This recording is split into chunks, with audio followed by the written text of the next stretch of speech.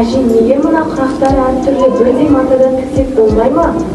Қызым, бұл құрақтың осы әдемілігінің өзі әртүрлі емес пе?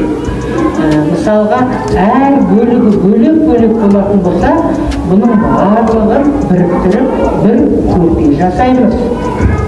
Әже, сонда мен де осы құрақ сияқтымын ба? Неге олай дейсің? Әкем орыс, анам қазақ, кейде мен ойланам қай ұлттың деп. Қызым, сенің екі тілің, екі мәдениетің, сен Қазақстанның тамаша бір жақсы ұлысың. Екі тілің бар, екі мәдениетің бар.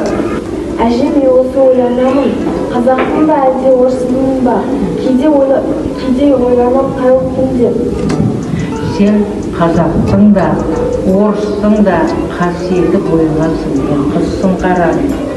Қарашы мына құраққа, мына жерде қызыл, жасыл түстері бар.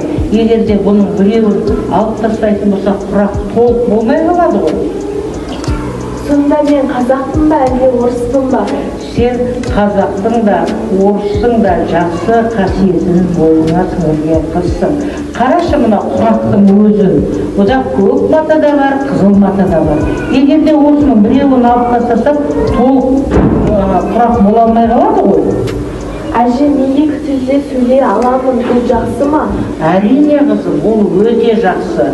Мысалға, сенің тіл жүрекке апаратын жол. Қазақ тілі сенің тамырың, орыс тілі сенің мүмкіндігің. Ал сен екі тілді білетін болсаң, ол сенің болашағың емес пе? Әже, неге онда адамдар ұлттарына қарап бөледі? Қызым, дана адамдар ешқашан ұлтқа бөлінбейді. Олар керісінше бір-бірін құрметтейді, сыйлайды. Мен сонда Қазақстанның қандай азаматы боламын? Қызым, сен Қазақстанның нағыз азаматы боласың.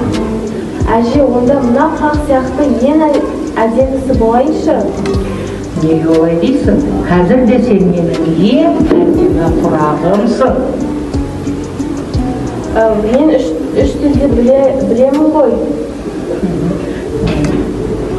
Кәне, онда сен білсең айта қойшы. Қазақшасы, мен Қазақстанның азаматымын. Орысшасы, я гражданка Казахстана. Ағылшыншасы, I'm a citizen Kazakhstan. Жарайсың, қандай тамаша. Міне көрдің бе қызым? Сенің көп тілді білген сайын сенің жүрегің кең болады. Қанша тілде сөйлесең де, еліңе деген махаббатың ешқашан жоғалмасын, сөйлейсің қызым. Осы ойында жүрсін сенің әрдайым.